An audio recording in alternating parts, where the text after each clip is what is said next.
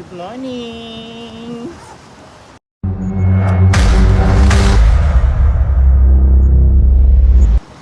Ayan guys, trabaho naman tayo, no? So, andito ako ngayon sa aming kapasok na namin guys. Dito na kami sa restaurant. Good morning! Good morning! So, dito tayo. Ay, may palaruan dito. Yan! Dito yung ano namin. Good morning! Ipapakita ko dito yung place dito. Dito meron din dito ang ano, second floor. Second floor, di ba?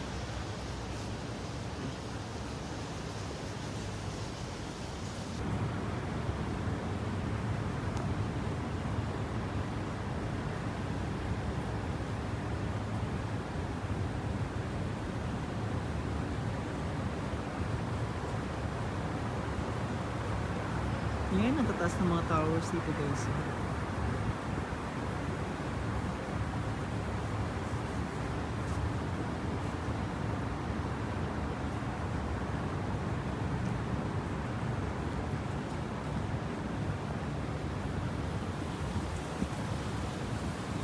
Video na ako, hindi pa ako doon nakapasok mag-set up. Akyat tayo mamaya dito sa taas. Titingnan natin kung ano yung doon itsura. So, pasok na ako sa aming workplace para makapag-set up ng mga gagawin. Gagawin na magkape. Yan si Kuya Soria. Nagpapainit na siya ng aming oven. Ay, oven ba yan? Ay, grill. So, pinapainit niya na yung grill para mainit na. Mahirap kapag malamig. Dapat painitin palagi. Ito din, napainit na siya. So, yan. Nag-tow na rin ng karne. Yan. Para sa aming patty. Para sa patty namin yan. Para sa patty sa burger. And then, we have bacon also para sa mga breakfast. Na nag-order ng breakfast. And then, here is the knife. Iba't ibang knife guys. Kasi nga, this is for the vegetables. This is for the red meat. This is for the brown.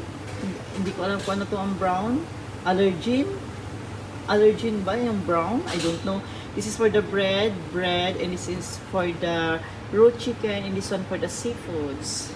Yan, the different colors of knife, and then they have also the designated, that's this, mga meat, chicken, fish, seafoods like that. No? So this here is the safety procedure on how to disinfectant the tables, the utensils, and the preparation area. And this one also the chopping board.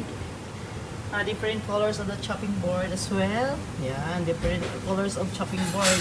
The white one is for the bread and dairy. The green is for the veggies and fruits and vegetables. The blue one is for the raw seafoods. And then the red one is for the red meat.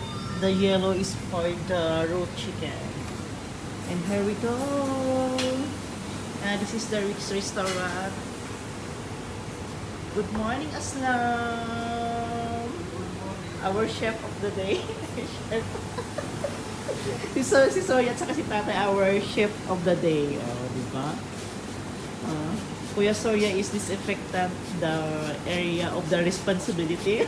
Need to disinfectant first, guys, the area before we start doing our preparation for our food.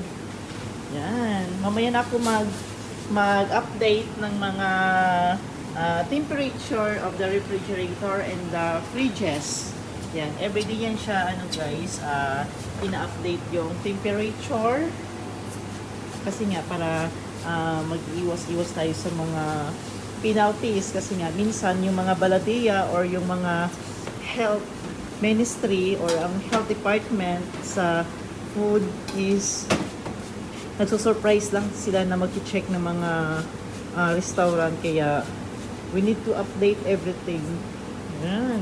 Kung baga pa sa Mang Inasal or sa any fast food chain sa atin is yung tawag ito, yung audit, nag-audit ng cleanliness.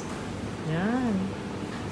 So, and then, doon tayo guys, tingin tayo sa kabila. Yes, si tatay, nagluto na siya ng Hi, Tatay Manda. Yes. Morning. Morning. Yes, si Kuya Aslam from Nepal. Salamat po kay Kuya Aslam from Nepal. And this is our dining area. Yan guys, our dining area. As you can see, ang ganda ng ambience. The ambience is really, really nice and amazing. And we have also guys a different time in the USA because the restaurant is from USA, originated from the USA. As you can see, there are so many time. What's this? What's this? GPA? GTM. GMT. Yan.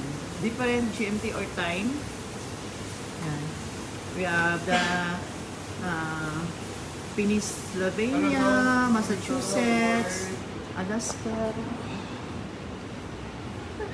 May customer na guys. So, hanggang dito lang po kasi may customer na kami. Hello! Hello. May customer na. So, doon ako kanina nag-vlog doon ako nag-vlog kanina doon sa dining. And then, may customer na super early. Mag-breakfast na. So, preparing for the breakfast. So, hanggang dito na lang po yung ating video. Thank you so much for supporting my channel, Arwin Channel.